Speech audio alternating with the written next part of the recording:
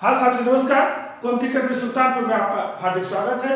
आज हम भारत के भूगोल के बहुउद्देशीय नदी घाटी परियोजनाओं से संबंधित वीडियो जो आपको दे रहे हैं उसकी कड़ी में आपको अगला वीडियो देंगे जो आपके विभिन्न एग्जाम के लिए बहुत ही महत्वपूर्ण है। हम पिछले वीडियो में आपको बहुउद्देशीय नदी घाटी परियोजना, दामोदर नदी घाटी परियोजना, भाखानागर, हीराकुंड, गंडक, कोसी इन सब परियोजनाओं के विषय बता चुके हैं। यदि हमारा वीडियो आप नहीं देखे हैं तो यूट्यूब पर गोमती अकेडमी सुल्तानपुर भारत के भूगोल प्लेलिस्ट देखेंगे। बहुउद्देशीय नदी घाटी परियोजना क्या है और जो इन परियोजनाओं के विषय बताए हैं वो वीडियो आपको मिल जाएगा। आज जो अन्य परियोजनाएं हैं वो भी परीक्षा के दृष्टिकोण से महत्वपूर्ण है, उस पर हम चर्चा करेंगे। तो बहुउद्देशीय नदी घाटी परियोजनाओं से एक प्रश्न लगभग आपको हर एग्जाम में मिल जाता है। तो पहले आज जो है इंदिरा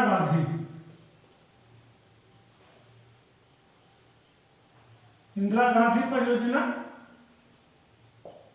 इसको एक चीज और राजस्थान नहर के भी नाम से जाना जाता है। राजस्थान नहर परियोजना भी इसको कहते हैं। इसको राजस्थान नहर परियोजना भी कहते हैं। इंदिरा गांधी परियोजना या राजस्थान नहर परियोजना के नाम से भी पूछा जाए तो आपको कंफ्यूज होने की जरूरत नहीं है, इस पर आप आ जाएंगे। और सबसे बड़ी चीज है कब इससे क्या प्रश्न बनता है, हम उस पर चर्चा करेंगे कि कौन कौन से प्रश्न इस इंदिरा गांधी परियोजना से या राजस्थान नहर परियोजना से आ सकता है। तो सबसे मुख्य चीज है कि इंदिरा गांधी परियोजना नदी से संबंधित जो प्रश्न इसमें बनता है कि इस परियोजना से रावी और ब्यास, जो महत्वपूर्ण प्रश्न बनता है कि रावी और ब्यास का जल, रावी और ब्यास नदी का जल जो है यह सतलज नदी में लाया जाता है। सतलज नदी में लाया जाता है। अब आपको क्लियर हो गया होगा कि अगर बनता है कि इस परियोजना में किस नदी का जल लाया जाता है तो रावी और ब्यास, किस नदी में लाया जाता है सतलज नदी में, या इंदिरा गांधी परियोजना द्वारा रावी और ब्यास का जल किस नदी में लाया जाता है सतलज नदी में। इस तरह के प्रश्न कोई भी प्रश्न पूछेगा आप उसको सिद्ध कर ले जाएंगे। तो इतना आप जानते रहिए कि इस परियोजना से रावी और ब्यास का जल सतलज नदी में लाया जाता है। तो चाहे किस नदी का लाया जाता है, किस में लाया जाता है, किस परियोजना के तहत लाया जाता है, तो आपका सब क्लियर हो जाएगा। ब्यास नदी पर, ब्यास नदी पर पोंग जलाशय है, ये भी पूछा जाता है कि पोंग जलाशय कहां पर है। पोंग बांध है जलाशय, इसको पोंग बांध, पोंग बांध है कि पोंग बांध किस नदी पर है तो ब्यास नदी पर। और इसका मुख्य उद्देश्य कि वहां इसका जो एम है पोंग बांध का, इसका उद्देश्य है किसके जो अधीन क्षेत्र आते हैं उसकी सिंचाई। क्योंकि बहुत सी परियोजनाएं जल विद्युत के लिए है, सिंचाई के लिए, सबका अलग अलग थीम होता है, अलग अलग उद्देश्य होता है। क्योंकि बहुउद्देशीय नदी घाटी परियोजनाओं का मल्टीपर्पज होता है कि सिंचाई, पर्यटन, जल विद्युत, इस तरह से बहुत सारी उद्देश्य होता है। लेकिन पोंग बांध का उद्देश्य जो वहां के एरिया है उनकी सिंचाई करना है। और सबसे मुख्य चीज कि जैसे इंदिरा गांधी नहर है तो ये सबसे बड़ी नहरों में से एक है। इंदिरा गांधी राजस्थान के, जैसे राजस्थान नहर, तो इंदिरा गांधी जो परियोजना है, इंदिरा गांधी जो नहर भी है वो बड़ी नहरों में महत्वपूर्ण है। और इस तरह के प्रश्न यहाँ से बनते हैं कि इंदिरा गांधी परियोजना रावी और ब्यास के जल सतलज नदी में लाया जाता है। ये आपका बहुत ही महत्वपूर्ण पॉइंट है कि रावी और ब्यास का जल कहाँ लाया जाता है सतलज नदी पे। ब्यास नदी पर पोंग बांध है, पोंग बांध किस नदी पर है, ब्यास नदी पर भी प्रश्न बनता है। और इसका उद्देश्य क्या है वो सिंचाई। सिंचाई का कॉन्सेप्ट जो है वो खेती के लिए भी, फिर हमारी आर्थिक स्थिति के लिए भी महत्वपूर्ण हो जाता है। तो एक परीक्षा के दृष्टिकोण से महत्वपूर्ण हो जाता है। और नंबर दूसरा चंबल परियोजना, चंबल परियोजना, ये इंदिरा गांधी परियोजना। तो कहने का ये मतलब है कि जैसे चंबल परियोजना भी महत्वपूर्ण है। इससे भी प्रश्न बनता है कि चंबल परियोजना किस नदी पर है? चंबल नदी पर। और चंबल किसकी सहायक नदी है? यमुना की। यमुना की सहायक नदी। अगर आप इस तरह से याद करते हैं कि यमुना की सहायक नदी चंबल नदी पर चंबल परियोजना है, तो अगर प्रश्न बनता है चंबल परियोजना किस नदी पर है? चंबल नदी पर है।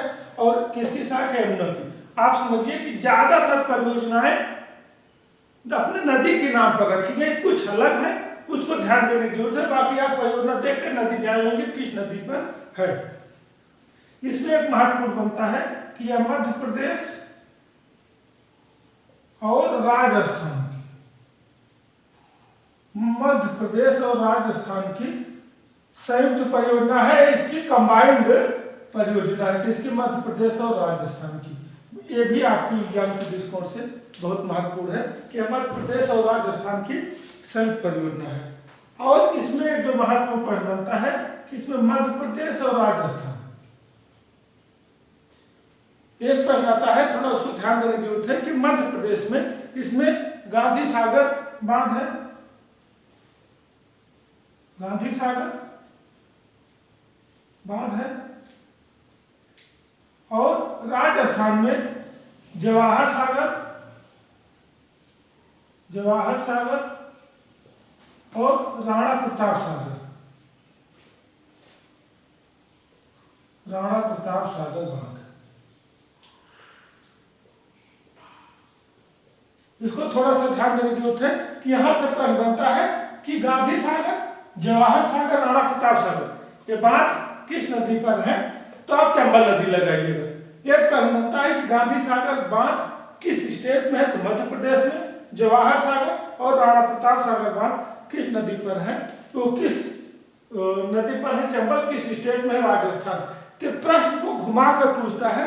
आदमी गांधी सागर, जवाहर सागर, राणा प्रताप सागर याद कर लिया कि चंबल नदी पे है, लेकिन जब स्टेट का आता है तो अगर उसने ऑप्शन में गांधी सागर पूछ लिया तो उसमें आपको मध्य प्रदेश भी देगा, राजस्थान भी देगा और दो स्टेट देंगे। तो मध्य प्रदेश और राजस्थान में कंफ्यूजन की स्थिति बनती है। तो इसलिए आपको कंफ्यूज नहीं होना है, आपको स्पष्ट कर लेना है कि चंबल नदी पर मध्य प्रदेश में गांधी सागर बांध है और राजस्थान में जवाहर सागर और राणा प्रताप सागर बांध है। अगला नागार्जुन बांध,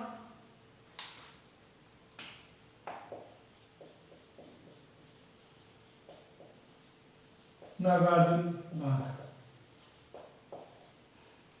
ये भी बहुत महत्वपूर्ण है। नागार्जुन परियोजना बांध परियोजना भी कर सकते हैं ये परियोजना। अब ये समझ लीजिए कि यह आंध्र प्रदेश में कहाँ है? आंध्र प्रदेश।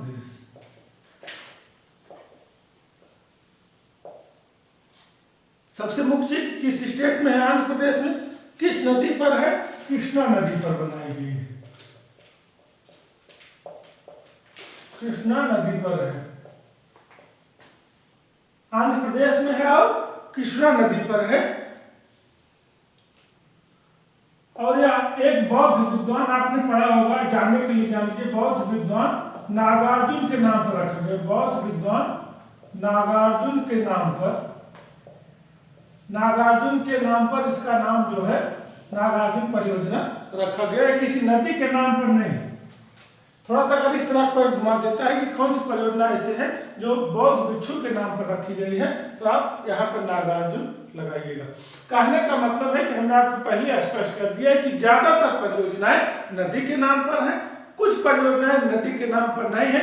उसको आपको याद करना है कि वह नाम किस नाम पर पड़ा है, और अगर नहीं ध्यान देते फिर भी उस परियोजना जो निर्माण जो परियोजना चल रही है तो वह किस नदी पर है। कहने का मतलब है जो नदी के नाम पर क्लियर है, जो नदी के नाम पर नहीं है वह किस नदी पर है, उसको आप जान लीजिए।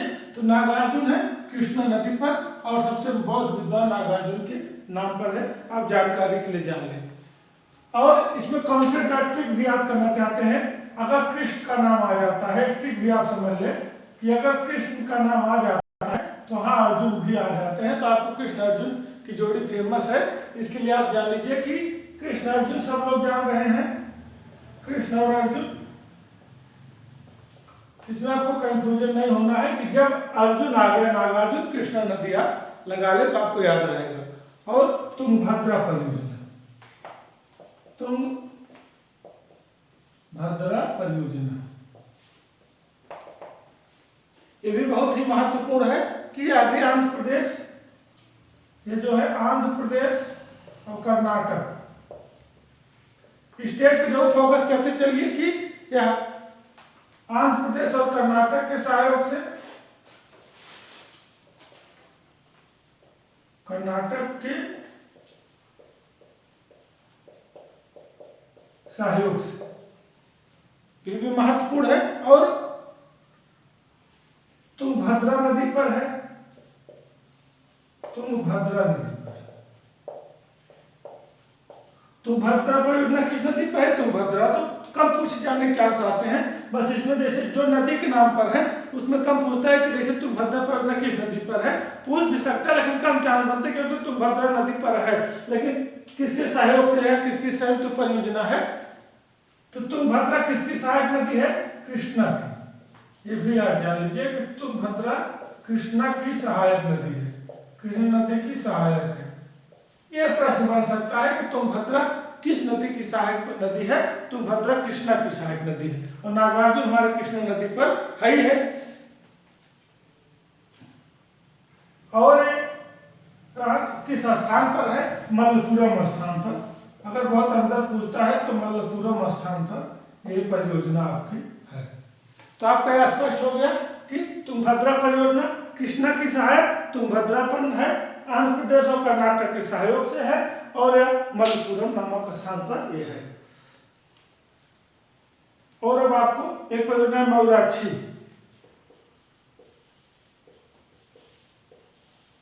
मयूराक्षी परियोजना, यह भी काफी महत्वपूर्ण है। और यह जो है छोटा नागपुर पठार, आप लोग जान रहे हैं कि छोटा नागपुर पठार के उत्तर पूर्वी भाग, उत्तर पूर्वी भाग, मयूराक्षी परियोजना छोटा नागपुर पठार के उत्तर पूर्वी भाग के मेंसजोर नामक स्थान पर, कौन सा स्थान? मेंसजोर नामक स्थान पर, क्योंकि जीएस में और टीजीटी वगैरह में बहुत डिटेल से अंदर तक लोकेशन भी पूछ लेता है और बहुत डीप में जाकर पूछता है। इन सबको ध्यान में आप करके चलते रहिए। पठार के उत्तर पूर्व भाग के मेंसजोर नामक स्थान पर बांध बनाकर बनाया गया है। छोटे नागपुर पठार के उत्तर पूर्व भाग में मेंसजोर नामक स्थान पर बांध बनाकर बनाया गया है, बांध बनाकर बनाया गया है। अब इसमें एक चीज और जान लीजिए कि इसे जैसे दो राज्य मुख्यतः जैसे झारखंड और पश्चिम बंगाल, झारखंड और पश्चिम बंगाल प्रभावित होते हैं। झारखंड को इससे बिजली मिलती है और पश्चिम बंगाल सिंचाई और राशि परियोजना से। इसका जो है दोनों स्टेट के लिए अलग अलग महत्व है। झारखंड बिजली और पश्चिम बंगाल सिंचाई मिलता है। इसमें एक प्रश्न और बनता है, इसको आप नोट कर लीजिए, बहुत ही महत्वपूर्ण है कि किस परियोजना को कनाडा बांध कहा जाता है? तो मयूराक्षी को कनाडा बांध भी कहा जाता है। ध्यान देना है कि इसको कनाडा बांध भी कहा जाता है। तो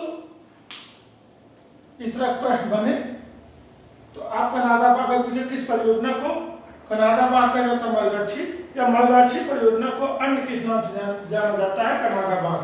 तो आप स्पष्ट हो गया। आज हम आपको जो बताए हैं कि इंदिरा गांधी या राजस्थान नहर रावी ब्यास जल को सतलज में लाने के लिए ब्यास नदी पोंग जलाशय, जिसका उद्देश्य सिंचाई है।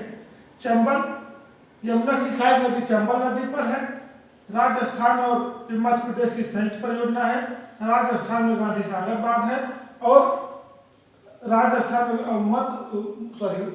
यमुना की सहायक चंबल पर है। मध्य प्रदेश राजस्थान की संयुक्त परियोजना है। मध्य प्रदेश में चंबल नदी पर गांधी सागर बांध है। राजस्थान में जवाहर सागर बड़ा प्रताप सागर बांध है। नागार्जुन ये आंध्र प्रदेश कृष्णा नदी पर है। ठीक में कृष्णार्जुन को आप याद कर सकते हैं, बौद्ध विद्वान नागार्जुन के नाम पर रखा गया है। तुंगभद्रा आंध्र प्रदेश कर्नाटक के सहयोग से है। तुंगभद्रा कृष्णा की सहायक नदी पर है। मलप्पुरम है। मयूराक्षी परियोजना तो मयूराक्षी को छोटा नागपुर पठार के उत्तर पूर्व भाग में सिजोर नामक स्थान पर है। इस पर झारखंड को बिजली और पश्चिम बंगाल को सिंचाई, इससे कनाडाबाद कहते हैं। ये रहा महत्वपूर्ण, और बची हुई परियोजनाओं को हम जल्द ही आपको देंगे। जय हिंद, जय भारत।